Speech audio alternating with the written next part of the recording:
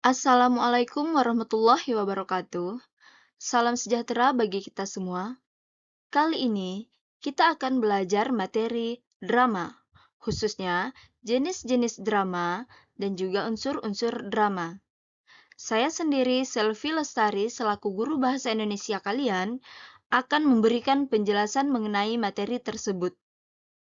Silahkan kalian simak dan pelajari dengan baik penjelasan yang akan saya berikan.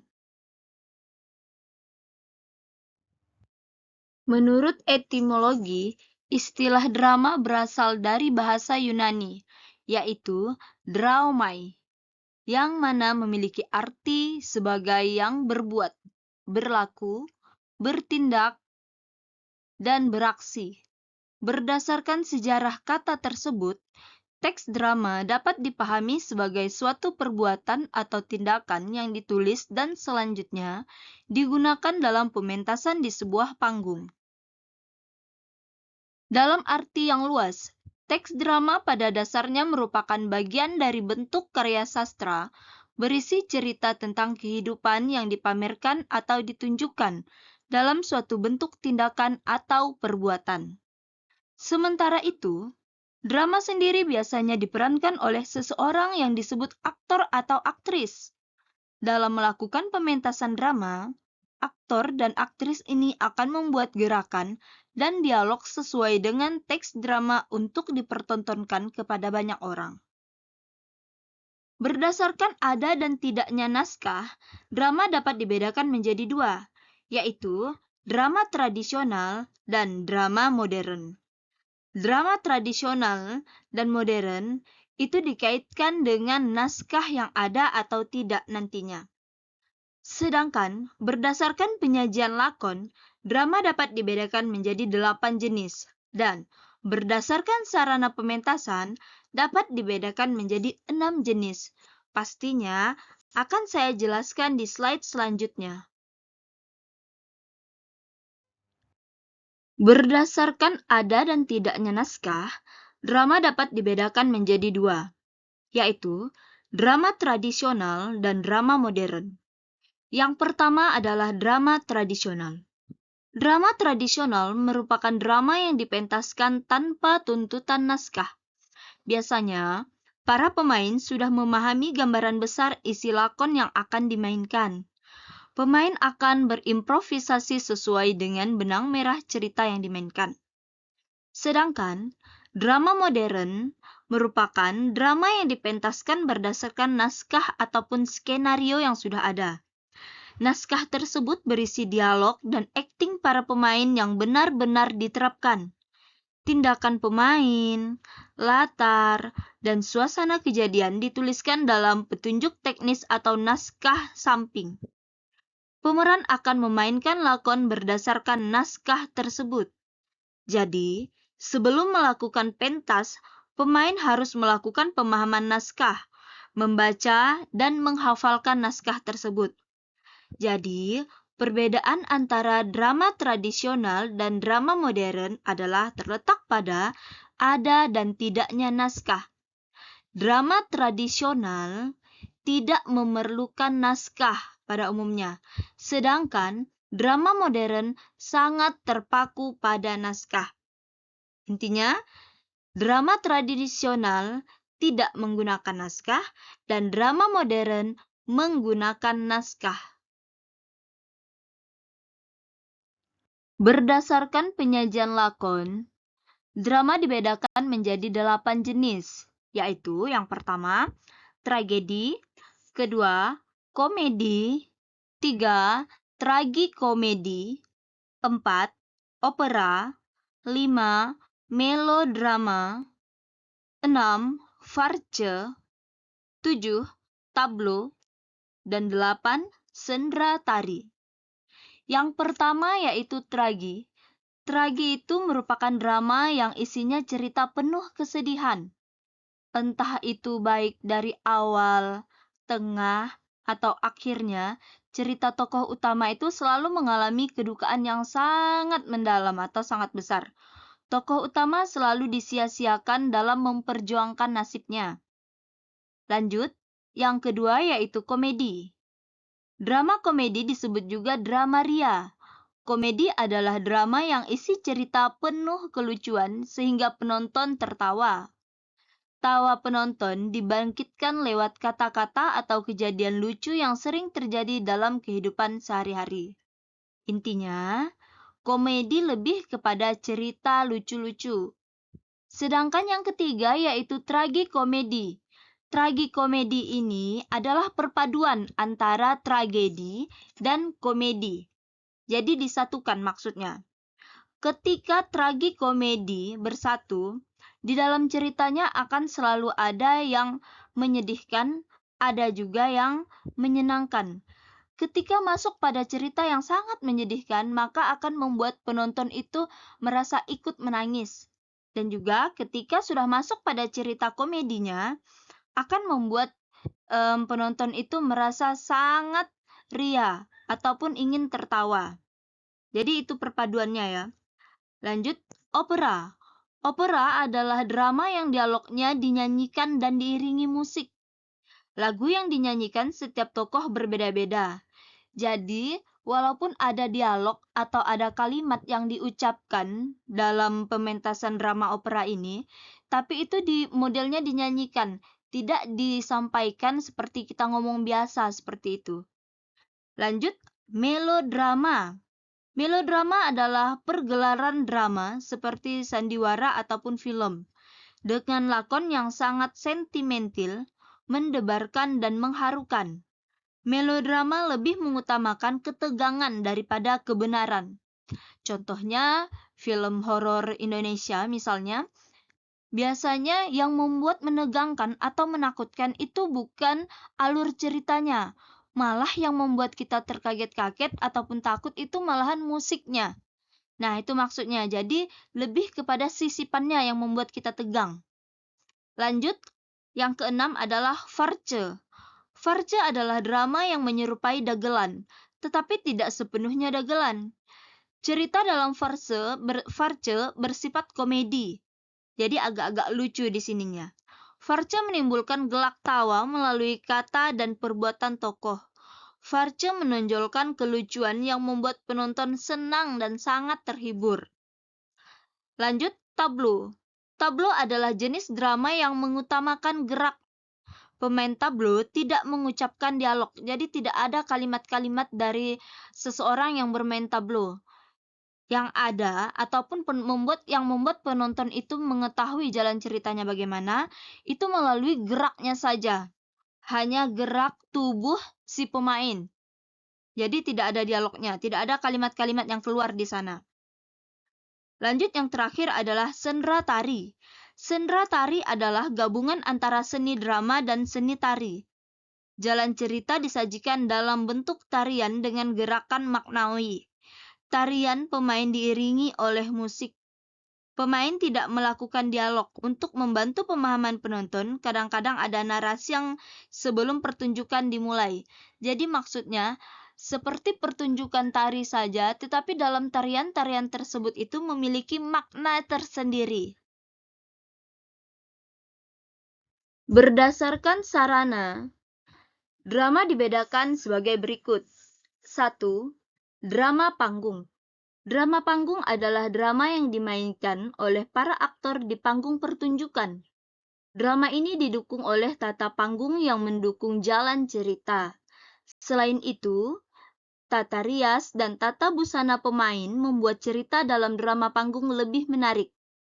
Kedua, drama radio. Drama radio adalah drama yang tidak bisa dilihat dan diraba, tetapi hanya bisa didengarkan oleh penikmat dari radio. Drama radio lebih mementingkan dialog tokoh. 3. Drama televisi. Drama televisi adalah drama yang bisa dilihat dan didengar, tetapi tidak bisa diraba dan hanya disiarkan di televisi.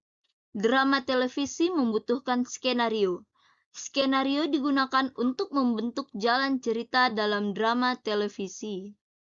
Lanjut, yang keempat, drama film. Drama film adalah drama yang hampir sama dengan drama televisi. Bedanya, drama film ditayangkan di bioskop, Drama film dilakukan berdasarkan skenario yang dibuat. Pengambilan gambar dalam gambar film dapat diulang untuk menghasilkan hasil lebih baik. Drama wayang yang kelima, drama wayang adalah drama yang para tokoh digambarkan dengan wayang golek, dan dimainkan oleh dalang. Lanjut, drama boneka. Drama boneka hampir sama dengan wayang. Bedanya, drama boneka digambarkan dengan boneka yang dimainkan oleh beberapa orang. Kita lanjut materinya tentang unsur-unsur drama. Ada 7. 1. Tema. 2. Setting atau latar. 3. Dialog. 4. Konflik. 5. Alur cerita atau plot. 6. Tokoh. 7. Amanat. Drama memuat unsur-unsur sebagai berikut. 1. Tema.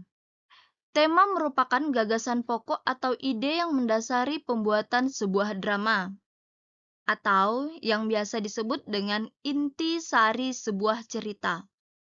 Tema dalam lakon drama sangat beragam. Tema-tema tersebut seiring berhubung dengan kehidupan manusia. Umumnya, tema dalam drama dapat ditemukan dalam dialog-dialog yang diucapkan oleh tokoh. Yang kedua, setting atau latar.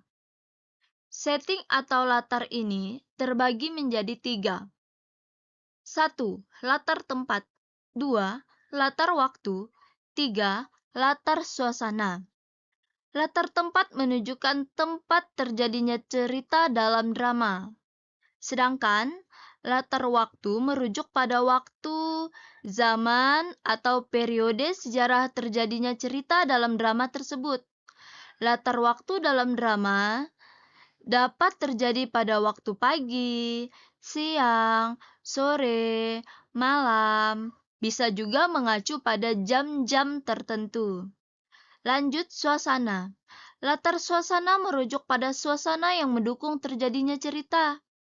Latar suasana dalam drama dapat didukung oleh tata suara dan juga tata lampu pementasan drama. Lanjut, yang ketiga yaitu dialog. Dialog adalah percakapan. Percakapan antar tokoh ya. Ciri khas naskah drama terbentuk percakapan atau dialog. Dialog inilah yang akan diucapkan pemeran di atas panggung. Beberapa unsur yang berkaitan dengan dialog dalam naskah drama sebagai berikut. 1. Dialog menggunakan kosakata sehari-hari yang biasa digunakan dalam percakapan lisan. Artinya, dialog dalam dialog yang pertama ini merupakan bahasa santai yang sehari-hari digunakan. Yang kedua, dialog menggunakan ragam bahasa lisan yang komunikatif. Artinya, dalam dialog ini bisa saling bersahutan atau tanya jawab. Saling ngobrol biasa maksudnya. Lanjut, yang ketiga, dialog menggunakan pilihan kata yang berhubungan dengan konflik dan plot dalam lakon drama. Artinya, di sini lebih kepada pemilihan kata sesuai dengan konteksnya. Contoh, misal di dalam drama ini yang ingin ditampilkan kepada siswa, maka dari itu bahasa walaupun bahasanya santai, tetap menggunakan bahasa yang sopan maksudnya. Lanjut, yang keempat, dialog menggunakan bahasa yang mudah dimengerti dan mudah dipahami. Jadi tidak disisipkan bahasa-bahasa istilah atau bahasa-bahasa teknis yang mengharuskan kita mengetahui artinya lagi. Dan juga tidak menyisipkan bahasa-bahasa asing, misalnya bahasa Inggris atau bahasa Mandarin gitu. Lanjut, yang terakhir, dialog mewakili watak dan karakter tokoh yang dibawakan. Misal, ada satu tokoh, orangnya itu sifatnya jahat. Jadi dialog yang digunakan, selain menggunakan penekanan yang sangat kuat atau sangat tinggi, bahasa yang digunakan pun menggunakan bahasa-bahasa yang sangat sentimental. Jadi, kalau ada yang orang di sini yang berperan adalah orangnya baik, misalnya bahasa yang digunakan pun menggunakan bahasa-bahasa halus. Lanjut, yang keempat adalah konflik. Konflik adalah pertentangan antar masalah dalam drama. Jadi maksudnya masalah yang muncul dalam drama tersebut. Konflik dibedakan menjadi dua, yaitu konflik internal dan konflik eksternal.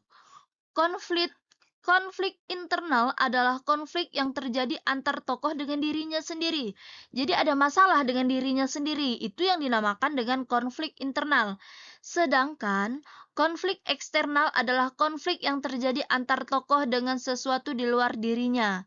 Konflik dalam drama dikembangkan dalam bentuk dialog atau percakapan antar tokoh. Jadi, dapat kita bedakan kalau konflik internal adalah memiliki masalah dalam diri tokoh tersebut.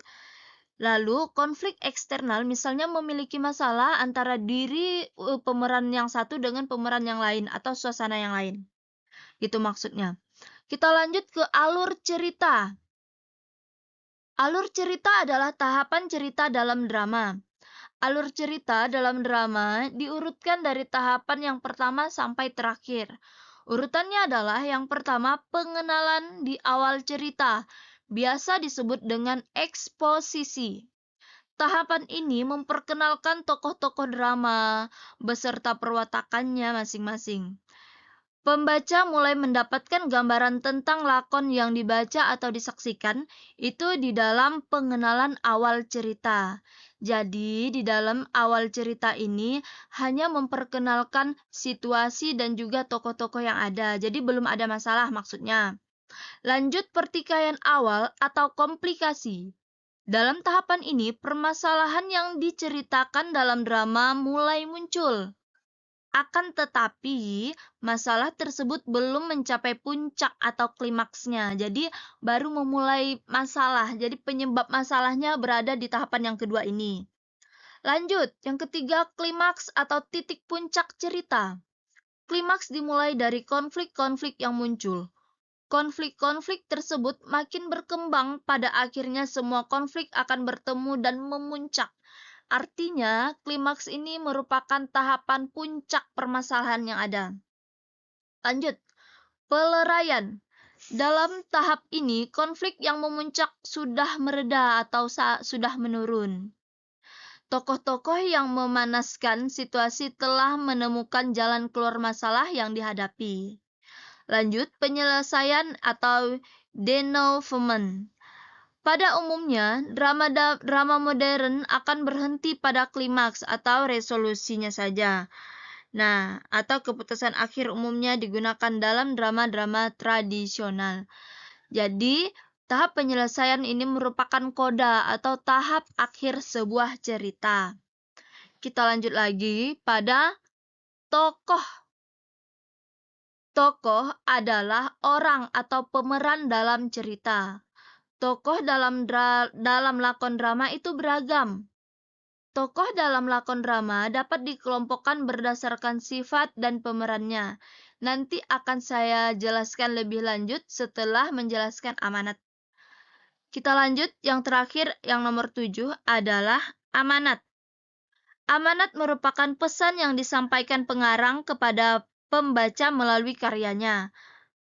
Pesan dalam drama dapat ditentukan melalui peristiwa-peristiwa yang terjadi dalam naskah drama.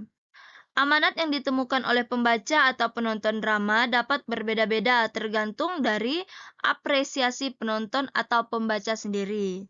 Pada intinya, amanat itu adalah pesan yang dapat kita ambil dari drama tersebut atau pelajarannya.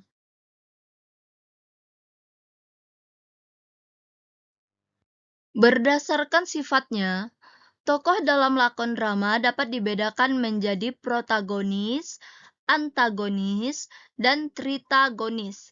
Sementara itu, berdasarkan peranannya dalam lakon drama, tokoh dapat dibedakan menjadi tokoh sentral, tokoh utama, dan tokoh pembantu.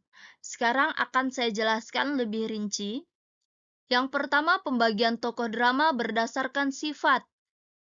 1. tokoh protagonis. Kata protagonis berasal dari bahasa Yunani yaitu protagonistes. Tokoh protagonis merupakan tokoh utama dalam cerita. Tokoh protagonis biasanya berwatak baik. Watak tokoh protagonis berlawanan dengan tokoh antagonis. Lanjut yang kedua, antagonis. Kata antagonis berasal dari bahasa Yunani, yaitu antagonistes. Tokoh antagonis merupakan penentang tokoh utama. Watak tokoh antagonis biasanya jahat. Pertentangan antar tokoh antagonis dan protagonis akan menimbulkan konflik. Lanjut, tokoh tritagonis. Tokoh tritagonis merupakan tokoh pembantu. Tokoh ini dapat membantu tokoh protagonis maupun antagonis. Tokoh tritagonis akan mengiringi perjalanan tokoh protagonis maupun antagonis. Jadi, tokoh tritagonis ini hanya menyisip di protagonis dan juga antagonis. Lanjut, pembagian tokoh dalam drama berdasarkan peranan dalam lakon drama. Ada 3. Yang pertama, tokoh sentral. Tokoh sentral merupakan tokoh-tokoh penting dalam drama penyebab terjadinya konflik. Tokoh sentral meliputi tokoh protagonis dan tokoh antagonis. 2. Tokoh utama. Tokoh utama merupakan tokoh pendukung atau penentang tokoh sentral, yang juga sebagai perantara tokoh sentral. Tokoh yang berperan sebagai tokoh utama adalah tokoh tritagonis. 3. Tokoh pembantu. Tokoh pembantu merupakan tokoh-tokoh yang memang ataupun memegang peran perlengkapan dalam lakon drama. Tokoh pembantu tidak selalu dibutuhkan dalam suatu lakon drama. Kehadirannya hanya diperlukan sesuai dengan kebutuhan cerita saja. Selesai sudah penjelasan dari saya.